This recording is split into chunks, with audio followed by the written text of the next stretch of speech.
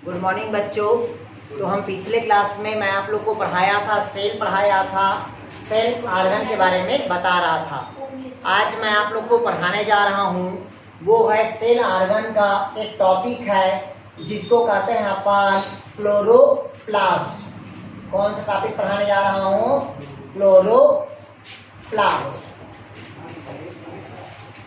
ये जो क्लोरोप्लास्ट होता है ये प्लास्टिड के अंतर्गत आता है। किसके अंतर्गत आता है? भैया आपका प्लास्टिड के अंतर्गत आता है।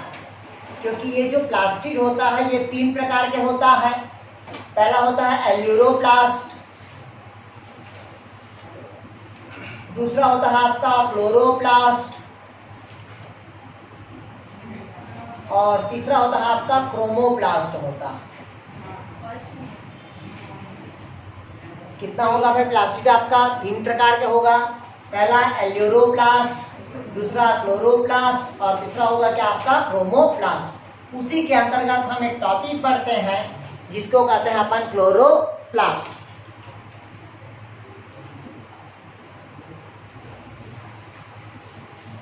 देखिएगा, क्लोरोप्लास्ट एक यूकैरियोटिक सेल ऑर्गन है। कौन सेल ऑर्गन है? यूकैरियोटिक सेल ऑर्गन है। सेकेंड, ये क्लोरोप्लास्ट में पिगमेंट्स पाया जाता है। क्लोरोप्लास्ट में क्या पाया जाता है? पिगमेंट्स, जो लाइट को एब्जॉर्ब करता है। किसको एब्जॉर्ब करता है? लाइट को एब्जॉर्ब करता है।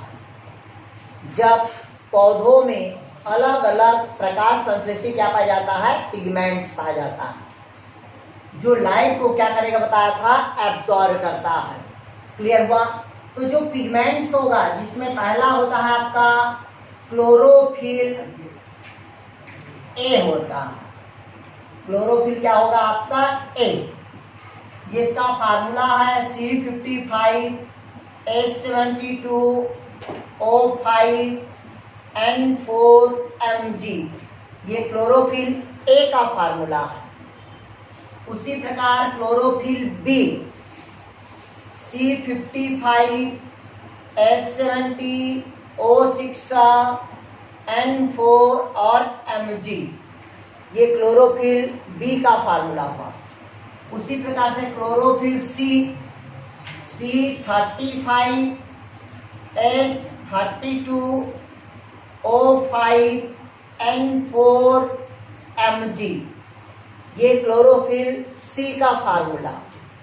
उसी प्रकार से क्लोरोफिल डी का फार्मूला C54H70O6N4 और Mg। ये क्लोरोफिल डी का फार्मूला है। किसका फार्मूला है? क्लोरोफिल डी का। क्लियर हुआ? इसी प्रकार से ज़ैंथोफिल का, इसी प्रकार क्या होता है? ज़ैंथोफिल पिगमेंट्स पाया जाता है। ये ज़ैंथोफिल का फार्मूला होता है C40H56O2। ये ज़ैंथोफिल का फार्मूला होगा। कार्बन की संख्या 40, हाइड्रोजन की संख्या 56, ऑक्सीजन की संख्या 2 होगा। उसी प्रकार से होता है आपका कैरोटीनाइड। कैरोटीनाइड होता है कार्बन 40, हाइड्रोजन 56।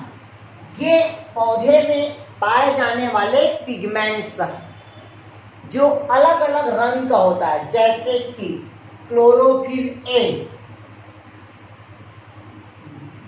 लाइट ग्रीन होता है। कौन सा कलर होगा? लाइट ग्रीन होता है chlorophyll A. Chlorophyll B dark green होगा। कौन सा कलर होगा? Dark green. Chlorophyll C brown colour का होगा। क्लोरोफिल सी ब्राउन कलर का। क्लोरोफिल डी रेड कलर होगा। ज़ैंथोफिल येलो कलर होगा। येलो मीन्स पीला कलर होगा। कैरोटीनाइड गाजरी कलर होगा। मतलब कुल मिला के सिद्ध हो गया कि पौधों में अलग अलग से क्या पाया जाता है? पिगमेंट्स पाया जाता है, जो लाइट को क्या करता है भी आपका एब्जॉर्ब करता है। और जैसी लाइट को एब्जॉर्ब करता है तो प्रकाश संश्लेषण की क्या होती है, क्रिया होती है। और वो प्रकाश संश्लेषण की क्रिया कौन सा सेल ऑर्गन के अंतर्गत होता है, तो वो है आपका क्लोरोप्लास्ट। क्लियर हुआ ना तक की? अब कहता है भाई कि सभी पौधों में क्लोरोप्लास्ट का साइज और शेप अलग अलग होता है। क्लोरोप्लास्ट का साइज और शेप क्या होता है, अलग अलग होता है। तो हम बात करते हैं क्लोरोप्लास्ट की शेप की बात करते हैं। शेप मतलब इसकी संरचना की। पहला कप शेप्ड होता है। अगर आपसे पूछा ऐसा कौन सा कोशिका है या कौन सा शैवाल है या एल्गी है जिसमें क्लोरोप्लास्ट कप के आकार का होता है, तो कप के आकार का जो क्लोरेला होता है वो होता है क्लोरोप्लास्ट, वो होता है आपका क्लोरेला पे और क्लेमाइडोमोनास में। किसमें होगा भाई, क्लोरेला पे और क्लेमाइडोमोनास में होता है, जो किस शेप में होगा, आपका कप शेप्ड होगा। क्लियर हुआ? कप के आकार का क्लोरोप्लास्ट होता है। दूसरा होता है आपका रेटिकुलेट प्रकार का।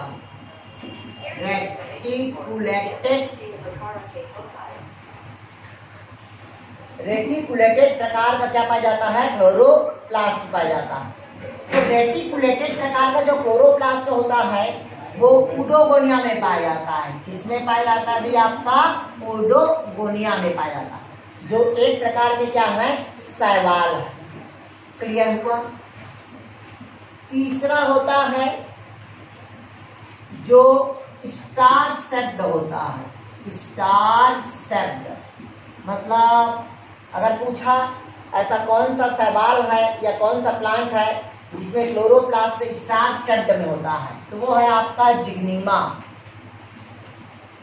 जिग्नीमा में क्लोरोप्लास्ट किस शेप में होगा भाई, आपका स्टार शेप्ड होगा। इसी प्रकार के आपका स्पाइरल, तो जो स्पाइरल होता है वो स्पाइरुलिना पे होगा। स्पाइरुलिना। क्लियर हुआ? मतलब ये हो गया कि किसी भी पौधे में क्लोरोप्लास्ट का साइज और शेप अलग अलग होगा, शेप का आकार भी क्या होगा, अलग अलग होगा। जिसमें से पहला बताया कप शेप्ड क्लोरोप्लास्ट किसमें मिलेगा, क्लोरेला पे और क्लेमाइडोमोनास। दूसरा रेटिकुलेट प्रकार का कहाँ मिलेगा, तो ओडोगोनिया पे। तीसरा स्टार शेप्ड किसमें मिलेगा, तो जिग्नीमा पे। चौथा स्पाइरल किसमें मिलेगा, तो स्पाइरुलिना। मतलब सिद्ध हो गया कि पौधों में अलग अलग शेप का भी क्लोरोप्लास्ट पाया जाता है। क्लियर हुआ ना तक की? अब देखते हैं क्लोरोप्लास्ट की संरचना।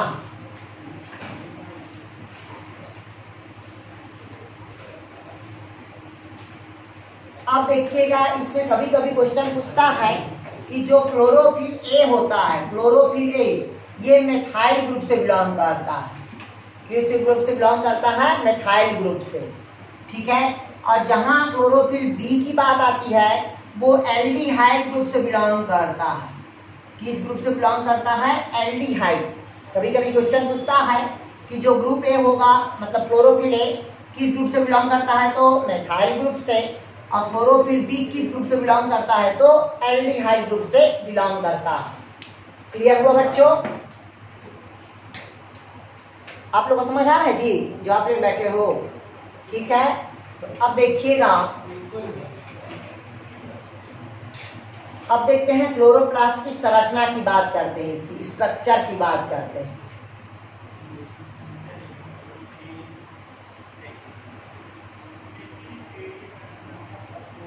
ये देखिएगा, ये क्लोरोप्लास्ट है जो बाइलेयर मेम्ब्रेन होगा। कितना लेयर मेम्ब्रेन होगा, बाइलेयर। बाहर को कहते हैं आउटर मेम्ब्रेन जिसकी मोटाई 75 एंगस्ट्रॉम होगा। दूसरा इनर मेम्ब्रेन जिसकी मोटाई कितना होता है, 75 एंगस्ट्रॉम। मतलब आउटर मेम्ब्रेन की मोटाई और इनर मेम्ब्रेन की मोटाई दोनों क्या है, आपका सेम है।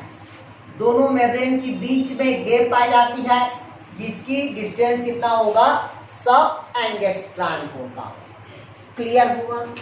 अब कहता है क्लोरोप्लास्ट के दो रूप होता है। क्लोरोप्लास्ट कितना रूप होगा? दो रूप। इस कारण क्लोरोप्लास्ट को डाइमॉर्फिज्म भी कहते हैं। तो वो कौन सा प्लांट में होता है? आपका C4 प्लांट में होता है। कौन सा होता है? C4 प्लांट में एक स्पेशल प्रकार की क्या पाई जाती है? संरचना पाई जाती है। इस कारण उसमें क्लोरोप्लास्ट का दो रूप देखने को मिलता है। इस कारण उसको डाइमॉर्फिज्म के नाम से जाना जाता है। तो यहाँ हम देख रहे हैं संरचना की बात कर रहे हैं।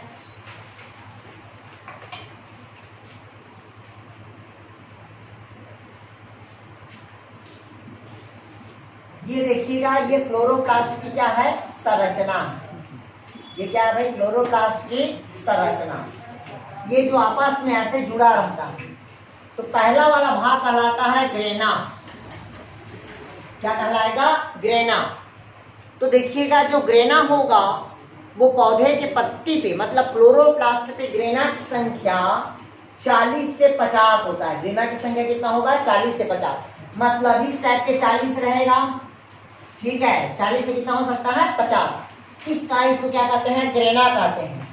ये ग्रेना आपस में सिक्के के चट्टान, मतलब सिक्का जो कॉइन होगा उसको इस शेप पे रखते हैं कि चट्टान के समान क्या होगा? इसकी संरचना दिखाई होगा, जिसके हम क्या कहते हैं भाई?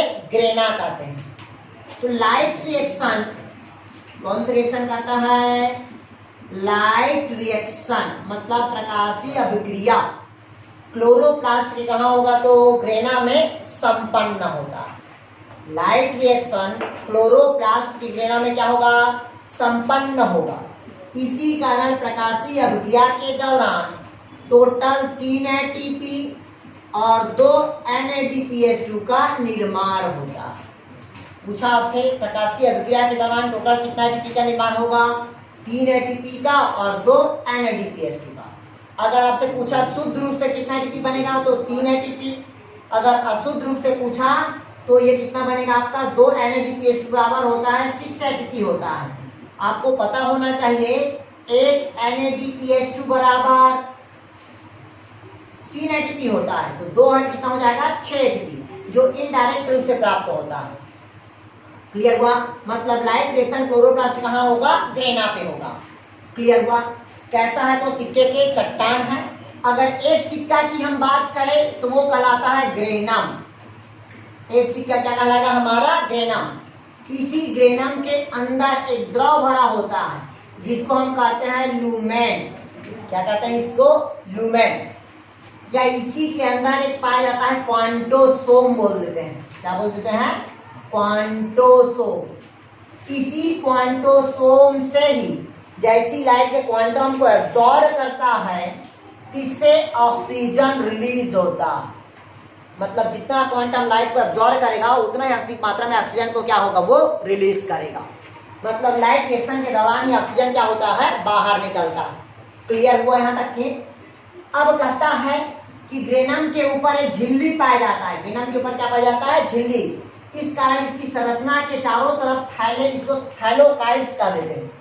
क्या कहते हैं? थैलोकाइड्स कहते हैं। मेम्ब्रेन है, इस कारण क्या कहते हैं उसको? थैलोकाइड्स। सिक्के के चट्टान है, क्या कहेंगे इसको? ग्रेना। एक है, क्या कहेंगे उसको? ग्रेनम। इसके अंदर क्या रहता है? क्वांटोसोम, जो लाइट को क्या करेगा? एब्जॉर्ब करेगा और ऑक्सीजन को क्या करेगा? वो उत्पन्न करेगा। क्लियर हुआ? फिर एक ग्रेना दूसरे ग्रेना से आपस में क्या होता है? जुड़ा होता है। उस जुड़ने वाले जो ट्यूब होता है इसको कहते हैं फोटोसिंथेटिक लैमेला। Photosynthetic lamella. यही लैमेला है जो बैक्टीरिया में प्रकाश संश्लेषण की क्रिया में भाग लेता है। लेकिन यहाँ पास सभी ग्रेना को आपस में जोड़ने का क्या करता है? कार्य करता है। क्लियर हुआ है तक? अब दूसरा कहता है, क्योंकि 25% तो सिर्फ ग्रेना होता है, बाकी 75% एक द्रव भरा होता है। उस द्रव को कहते हैं अपन मैट्रिक्स, या उसी को कहते हैं अपन स्ट्रोमा कहते हैं। अगर आपसे पूछा क्लोरोप्लास्ट का सबसे बड़ा भाग कौन होगा? तो मैट्रिक्स का होगा। और मैट्रिक्स को क्या कहा जाता है? तो स्ट्रोमा। इसी स्ट्रोमा पे डार्क रिएक्शन चलता है। कौन सा रिएक्शन चलेगा? Dark reaction. मतलब अंधकार अभिक्रिया। आपसे पूछा कि क्लोरोप्लास्ट के किस भाग में अंधकार अभिक्रिया की क्रिया होगी, तो अंधकार अभिक्रिया क्लोरोप्लास्ट कहाँ होगा, आपका स्ट्रोमा पे। क्लियर है। कितना प्रतिशत भाग प्रतिनिधित्व करता है, तो आपका 75%। मतलब क्लोरोप्लास्ट में सबसे बड़ा भाग किसका होता है, आपका स्ट्रोमा का होगा। क्लियर हुआ। नेक्स्ट कहता है इसमें 70S राइबोसोम पाया जाता है। कौन सा राइबोसोम पाया जाता है, 70S राइबोसोम पाया जाता है। राइबोसोम का काम होता है प्रोटीन का क्या करना, संश्लेषण करना। तो कौन सा राइबोसोम बताया मैं आप लोग को, 70S राइबोसोम पाया जाता है। रियल में है ये प्रोकैरियोटिक सेल्स का, लेकिन क्लोरोप्लास्ट में क्या है, ये 70S पाया जाता है। इसलिए पाया जाता है क्योंकि इसमें न्यूक्लियस क्या होता है, एब्सेंट होता है। अगर न्यूक्लियस प्रेजेंट रहता तो 80S राइबोसोम पर प्रेजेंट होता, लेकिन न्यूक्लियस एब्सेंट होने के कारण इसमें 70S राइबोसोम पाया जाता है। और ये जो राइबोसोम होता है इसका काम होता है प्रोटीन का क्या करना, संश्लेषण करना। एस का मतलब समझ गया होगे। एस मतलब होता है 2 सब यूनिट, जिसके वैज्ञानिक का नाम है अवसादन। इसी को बोलते हैं सेंडिमेंशन बोलते हैं। क्या बोलते हैं, अवसादन हिंदी में, या उसी को इंग्लिश में बोलते हैं सेंडिमेंशन। मतलब 2 सब यूनिट से मिलकर बना होता है। जैसे 70S है तो पहला होगा आपका 30S और दूसरा आपका 50S। इसको जोड़ना नहीं है, दोनों 80 हो जाएगा। लेकिन बायो कहता है कि 70S 2 सब यूनिट से मिलकर बना होता है। पहला आपका 30S और दूसरा आपका 50S। क्लियर हुआ यहाँ तक की। फिर कहता है, मैं बताया आपको, अब इसमें सर्कुलर डीएनए पाया जाता है। कौन सा डीएनए पाया जाता है, सर्कुलर डीएनए पाया जाता है। इस कारण इसको एक्स्ट्रा क्रोमोसोमल डीएनए कहते हैं। क्या कहेंगे, एक्स्ट्रा क्रोमोसोमल डीएनए कहेंगे। और इसका डीएनए सर्कुलर डीएनए होता है। कौन सा डीएनए होता है, सर्कुलर डीएनए। इसी कारण इसको एक्स्ट्रा क्रोमोसोमल डीएनए कहते हैं।